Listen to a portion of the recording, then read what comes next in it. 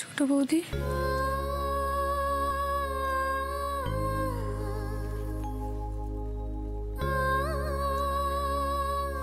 এভাবে চুপ করে থেকো না ছোট বৌদি। আমাদের কারো ভালো লাগছে না তোমাকে এভাবে দেখতে। জেম্মা কি কাঁদছে জানো, ভীষণ কাঁদছে, কেউ থামাতে পারছে না জেম্মাকে। আর তুমি এখানে এভাবে একা একা চুপচাপ বসে আছো ছোট বৌদি, ভালো লাগছে না ছোট বৌদি। আর ওদিকে জেঠুমনি,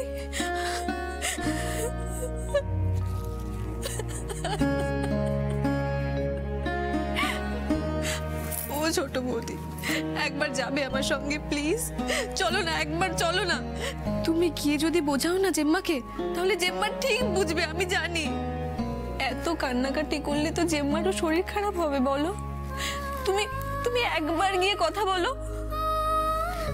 জেম্মা কি ভাবতে জানো তো ছোট বৌদি, তুমি বোধহয় জেঠুমনিকে ভুল বুঝেছো, আর ওই রজতব রক্ষিতকে বিশ্বাস করেছো তুমি।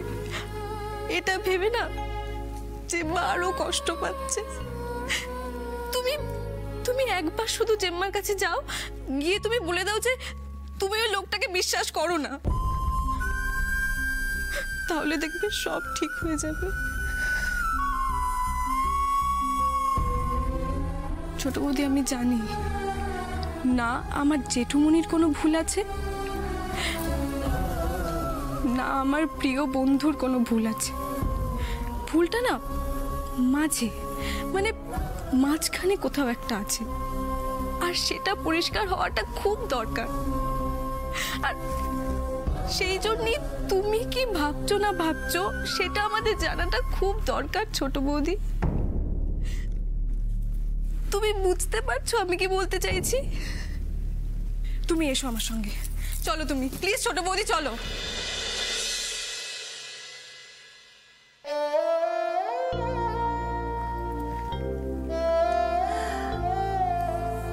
বকুল, তুই চুপ করে থাকিস না মা, কথা বল। তোর মনে যা আছে তুই বলে ফেল, মন খুলে কথা বল বকুল।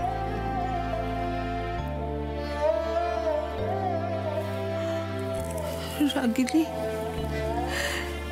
রাগিনী তুই ওকে কিছু কথা বলতে বল। ও যদি এরকম চুপ করে থাকে তাহলে তো আমাদের অপরাধ বোধ বেড়েই চলবে।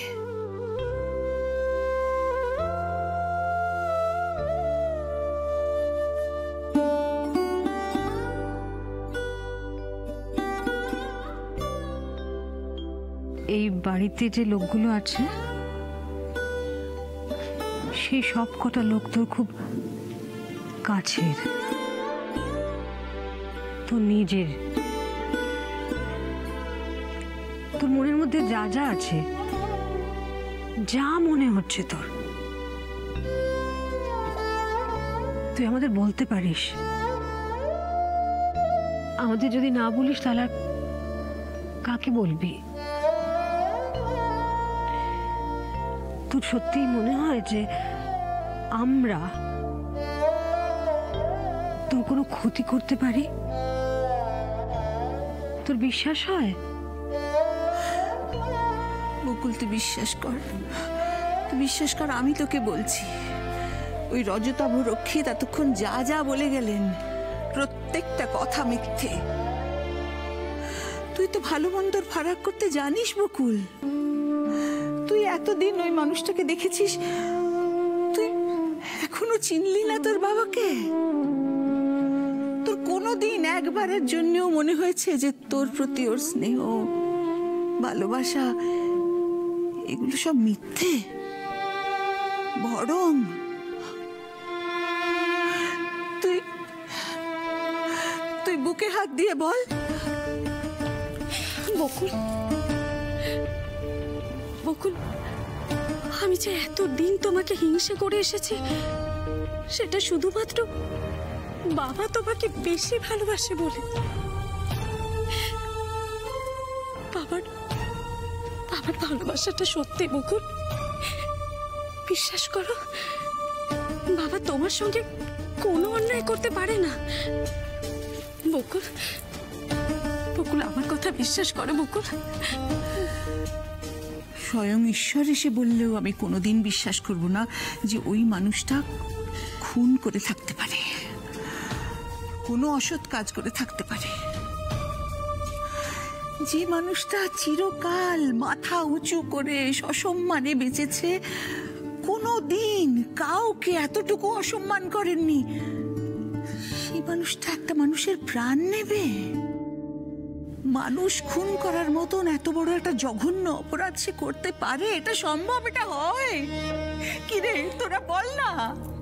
ঘটনাটা কেন ঘটেছিল, কি জন্য ঘটেছিল, আমরা কেউ সেসবের কিচ্ছু জানি না, কারণ আমরা কেউ সেখানে তখন উপস্থিত ছিলাম না।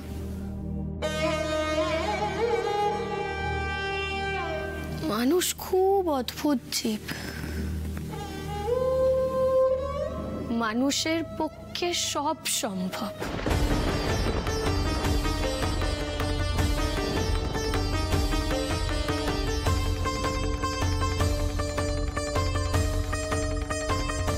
বকুল,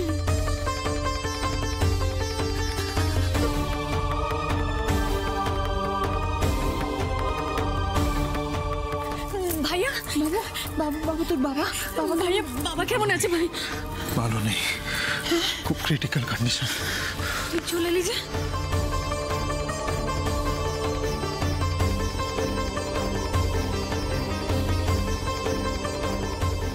বাবা বারবার তোমার নাম করছে, তোমাকে দেখতে চাইছে বকুল। আমি তোমাকে নিতে এলাম।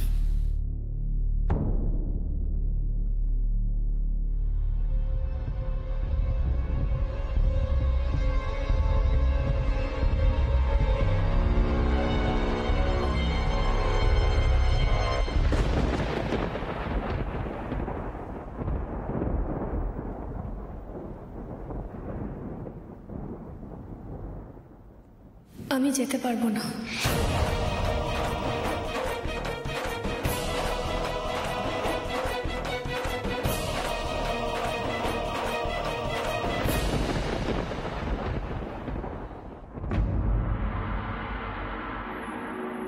মা,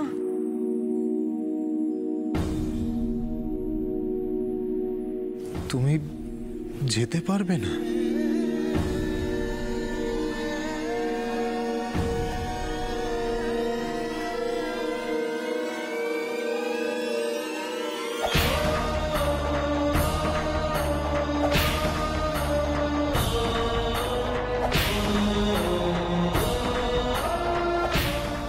এরকম সিরিয়াস কন্ডিশন, বকুলকে দেখতে চাইছে, সেটা শুনে বকুল যেতে রাজি হলো না।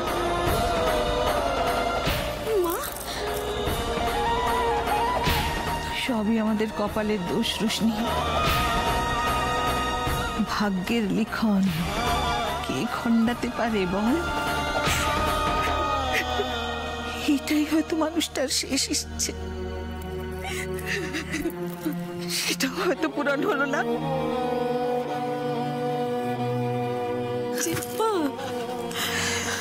হ্যাঁ রে ঈশা,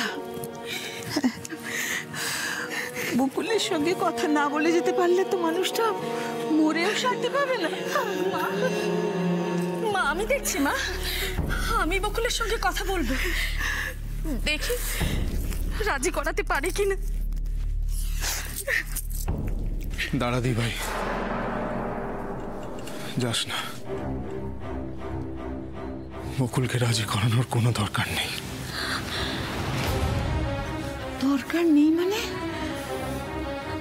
তোর বাবা বকুলকে দেখতে চাইছেন? জানি মা, আমি জানি। তাহলে এটা জেনেও বকুল এলো না? শুনে যদি মানুষটার আরো বাড়াবাড়ি হয় তখন কি করবো মা?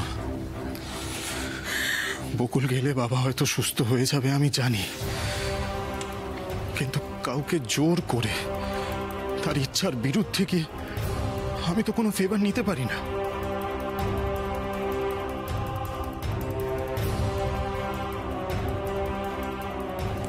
আমি জানি মা,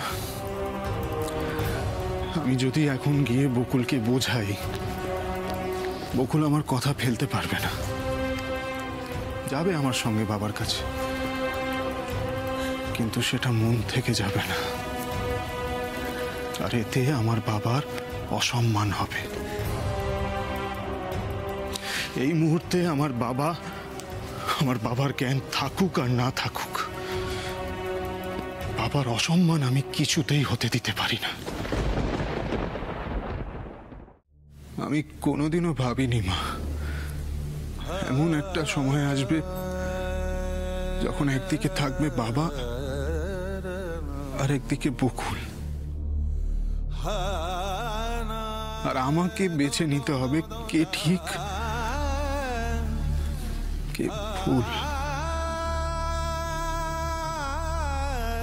সবটাই কেমন জানি গুলিয়ে যাচ্ছে মা, আমি কিছু বুঝতে পারছি না।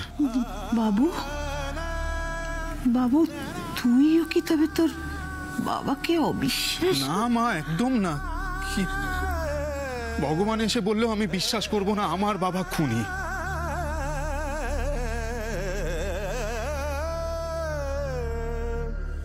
তবে তুই কেন এই জোরটা দিয়ে বকুলকে বোঝাতে পারছিস না? তুই বোঝালেও সে বিশ্বাস করবে না। হয়তো হয়তো না। আমি চাইছি রিয়েলাইজেশনটা বকুলের নিজের থেকে হোক, অন্য কারোর কথায় ও আবার প্রভাবিত হয়ে যাকে, এটা আমি চাই না। রজতাভ রক্ষিতের মতো একটা লোকের কথায় ছোট বৌদি প্রভাবিত হলো কি করে, এটাই তো আমি বুঝতে পারছি না। ঠিক যেভাবে তুই একদিন অরুণাভর কথায় প্রভাবিত হয়েছিলি, ওকে বিশ্বাস করেছিলি, সেভাবে রজতাভ রক্ষিত ঘটনাগুলোকে সাজিয়ে এমন ভাবে প্লেস করেছে যে কোনো মানুষ প্রথমবার শুনে বিশ্বাস করতে বাধ্য। দেখো মা, এক্স্যাক্টলি ওই সময় আমি এখানে ছিলাম না, বিদেশে ছিলাম, সুতরাং আমিও জানি না যে এক্স্যাক্টলি কি কি ঘটেছিল, কিন্তু বাবা, কাকুমণি, দাদা ভাই এরা তো তখন উপস্থিত ছিল। এখন এদের কাছ থেকে জানা দরকার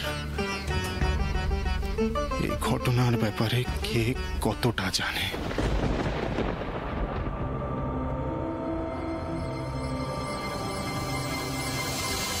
সমর্থ ওই সময় থেকে জমির দেখাশোনার কাজ শুরু করেছিল। কোনো কিছু তো ওর নজর এড়ায় না। দাদা এত বড় একটা কাণ্ড ঘটালো, অথচ সমর টের পেল না। এটা সম্ভব? কিন্তু তখন তো সমর সবটাই অস্বীকার করলো। বকুলের বাবার সঙ্গে আসলে ঠিক কি ঘটেছিল সেটা যতক্ষণ না জানা যাবে, এই ভুল বোঝাবুঝি চলতেই থাকবে। তাহলে তো সেটা জানার চেষ্টা করাটা খুব দরকার ছোটদা ভাই। জেঠুমনির ওপর রাগ না করে থেকে ছোট বৌদি সেটাই করুক, আমরা সবাই ওর পাশে আছি। ঈশা, বকুলের কাছে ওর বাবার মৃত্যুটা সাংঘাতিক একটা সেন্সিটিভ ইস্যু। এই একটা বিষয় ও প্রচন্ড দুর্বল হয়ে পড়ে। বকুল যেই আচরণ করছে, ওর জায়গায় আমি থাকলে হয়তো এরকমই করতাম।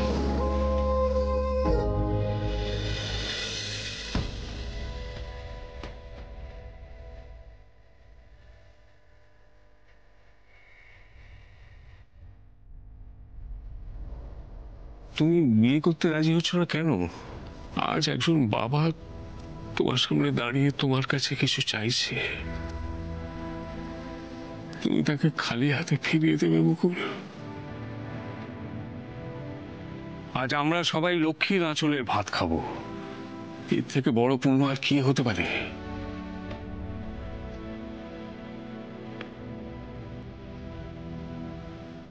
নিজের সুখের জন্য আপনি আমার জীবন নষ্ট করেছেন, কৈফিয়ত দিতে আপনি বাধ্য।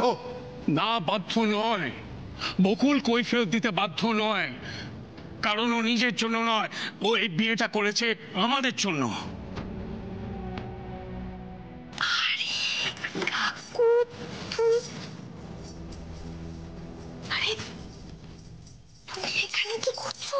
শোনো, তোমার মা বলেছে রান্নাঘরে তোমায় কেউ সাহায্য করবে না, তাই তো?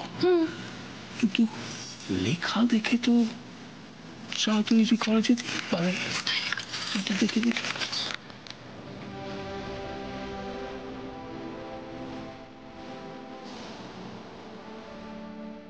আমি জানি না তোমার সমস্যাটা কি, কিন্তু যা করবে সাহসের সঙ্গে, চোখে চোখ রেখে করবে।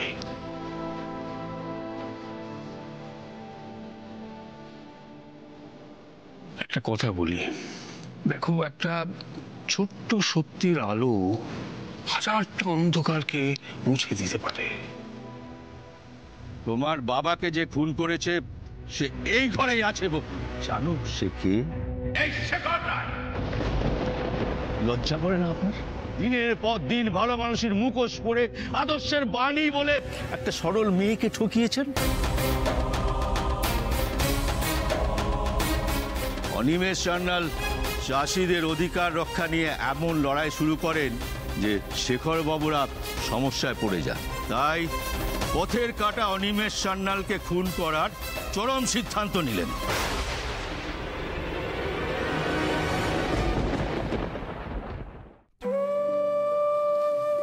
আজ আমাদের সবার পরীক্ষা মা,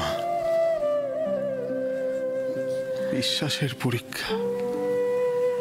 কিন্তু বকুলের এই অবিশ্বাস যদি ওর কাছে বড় হয়ে দাঁড়ায়, আর ওর ওই মিথ্যা অভিমানের জন্য তোর বাবার যদি কিছু হয়ে যায়, তাহলে মা এরকম করে বলো না মা, বাবার কিচ্ছু হবে না, তুমি দেখো বাবার কিচ্ছু হবে না। ভাই,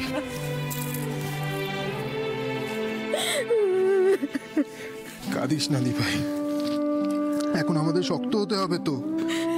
ভগবান না করুন বাবার কিছু হয়ে গেলে আমাদের যতটা কষ্ট হবে, বকুলের কষ্ট কিছু কম হবে বলে তো আমার মনে হয় না। দি ভাই প্লিজ প্লিজ কাঁদিস না দি ভাই।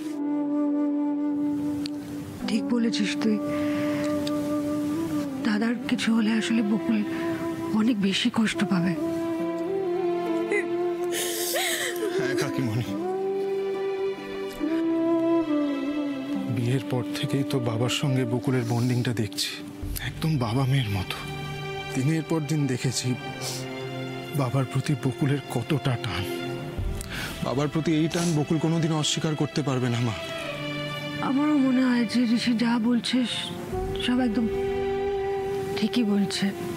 তুমি জানো, বিয়ের সময় সমস্ত কিছু ঘটছিল তখন দাদা না এক মুহূর্তের মধ্যে বকুলকে কেমন নিজের করে নিয়েছিল, আর বকুলও তো কিছু ভাবেনি, শুধু দাদার কথা শুনে আমাদের ঋষির ভাড়ার কথা ভেবে মা ঠাম্মি সবাইকে ছেড়ে বিয়ের পিড়িতে এসে বসেছিল। দিদি শোনো আমার কথা, এত ভালোবাসা এটা কখনো মিথ্যে হতে পারে না, বিশ্বাস করো। আমিও তো এতদিন তাই ভাবতাম রাগিনী, যে বকুল নিজের বাবার মতোই তোর বাবাকে ভালোবাসে। ওই মানুষটা সব সময় ওর পাশে দাঁড়িয়েছে, কেউ বকুলকে এতটুকু অসম্মান করলে ও প্রথমেই রুখে দাঁড়িয়েছে। আমি পুরো মাঝখানে পড়ে গেছি মা, একদিকে বাবার এই কন্ডিশন আর একদিকে বকুলের মন একদম ভালো নেই মা, প্রচন্ড আনস্টেবল। বকুলকে নিয়ে আমার বড্ড টেনশন হচ্ছে মা। কিন্তু বকুল তো পরিষ্কার করে কারোর সঙ্গে কোনো কথা বলছে না ভাইয়া। কিছু হলে ছোট বৌদি সব সময় আমার সঙ্গে শেয়ার করত, কিন্তু আজ সকালের পর থেকে না ও একটাও কথা বলেনি।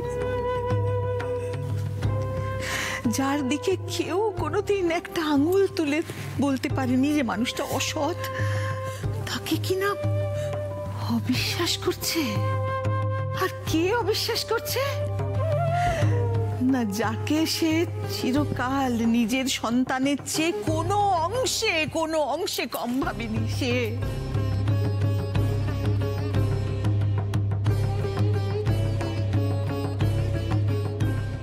বাবার ছেলে হয়ে আমি কি এটা ফিল করতে পারছি না মা? কিন্তু বকুলের ভাবনাটাকেও আমি ছোট করে কি করে দেখি বলতো? সেও তো আমার স্ত্রী। আমার শিক্ষা, আমার সংস্কার বলে যে কোনো পরিস্থিতিতে নিজের স্ত্রীর পাশে থাকা আমার কর্তব্য।